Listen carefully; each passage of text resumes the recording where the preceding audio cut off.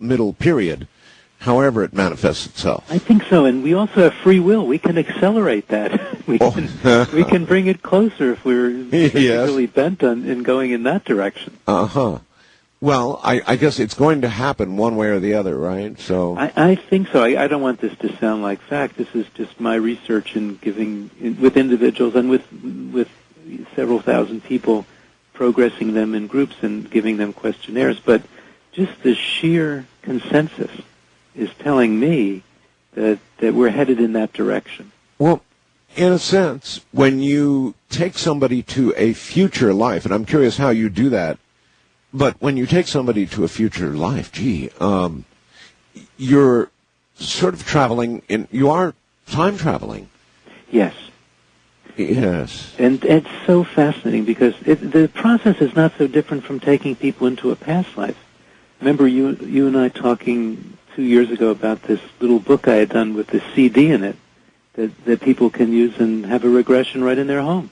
Yes. Very safe. Oh, yes. It mirrors of time.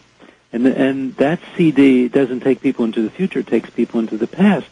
But excuse me for interrupting. I can sort of envision how you would take somebody into the past, through their own conscious remembered life memories, this life, and then sliding them earlier and earlier and earlier and earlier. But I can't imagine the opposite process and how you push somebody from this life into a future life. Do you just command it to happen in hypnosis or what?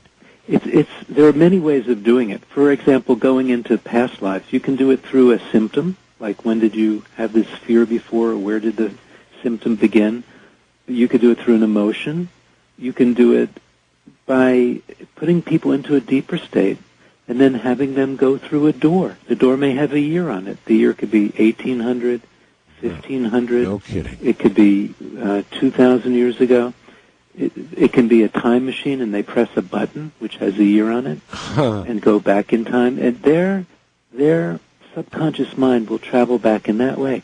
So it dawned on me that if I just changed the years on the door or in the time machine, and now instead of taking people back to 1500, I took them to 2500 or 3000. Yes. And it worked the same way. They would step out and they would be there. I'd have them look at their feet, describe their clothes, describe the environment, what's around, what's happening. And so the process is really the same thing. Same, what we call a bridge. That's going through the door or using a time machine or crossing over a bridge or whatever. You can use the same techniques to take people into the future as in going back into the past. Doctor, whether it be the past or the future, how often in your research do you ever run into religion? In other words, do people speak of angels, devils, God, that sort of thing, or is all of this seem to be separate from all of that? I think there are connections. People do talk about guides or masters or angels. I don't find hell. I don't find devils in this work. I think those were developed by men in order to control people. But I do find the light. I do find the dimensions. I do find helping spiritual entities. Now, Patrick, remember the person that I talked about who came here before? And some others have told me that this gets very complicated because there could be that all lifetimes are simultaneous. There is no time at one level. So they're all happening now in what could be called parallel universes. And what if, here's an interesting concept to me that this brought out by these patients, they're described in this new book. What if, say, an advanced entity dies, leaves a physical body, maybe leaves it consciously because they've mastered that, and then goes to a higher dimension but can influence people still in their bodies in a positive way because this is a very learned being, learned person who died. Uh-huh. Wouldn't we consider someone like that angelic? Well, we might. Well, yes. And it could be that angels are people from advanced earlier civilizations who have come here and are now and incarnated for a while, graduated, and are now helping us from the other side. In essence, it's all higher levels of consciousness. It's the same thing.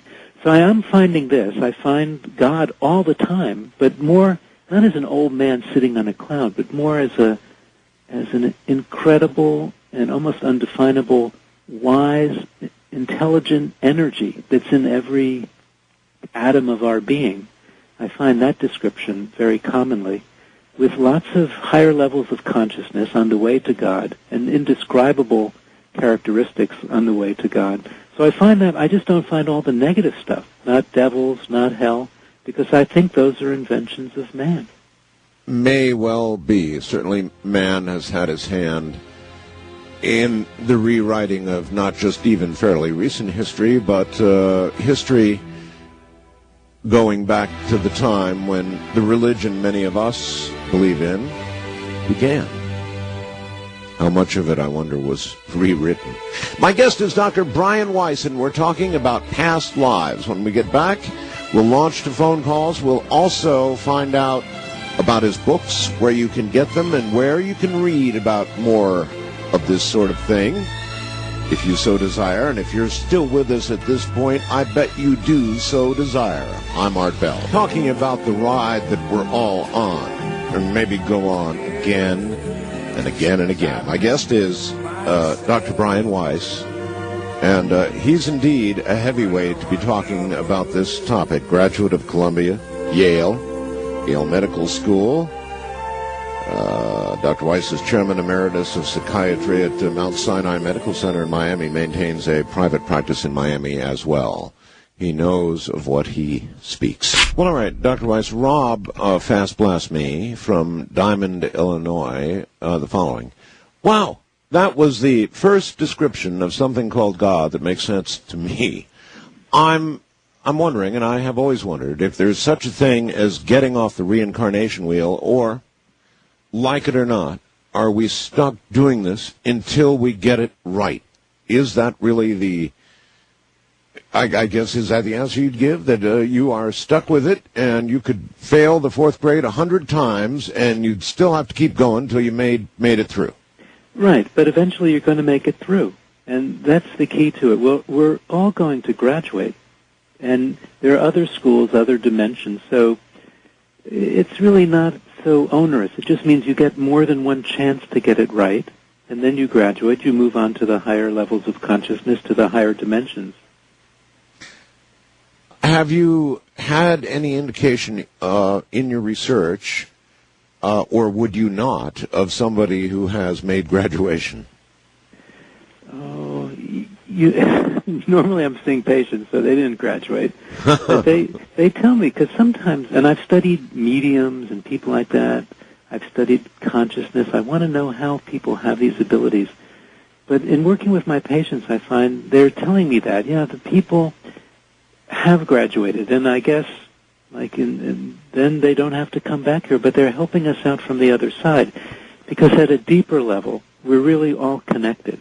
There's this connecting energy. We're not so separate as we seem. So in the final analysis, we don't really graduate until everybody graduates. But there are others who are on the other side helping us out now, and that makes sense. That makes sense. I guess the Christian mystic Teilhard de Chardin put it the best way for me. He said, we are not human beings having a spiritual experience.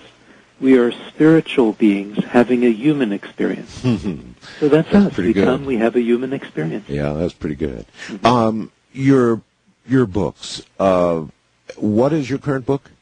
The current book, the one that goes and talks about the future, is called Same Soul, Many Bodies.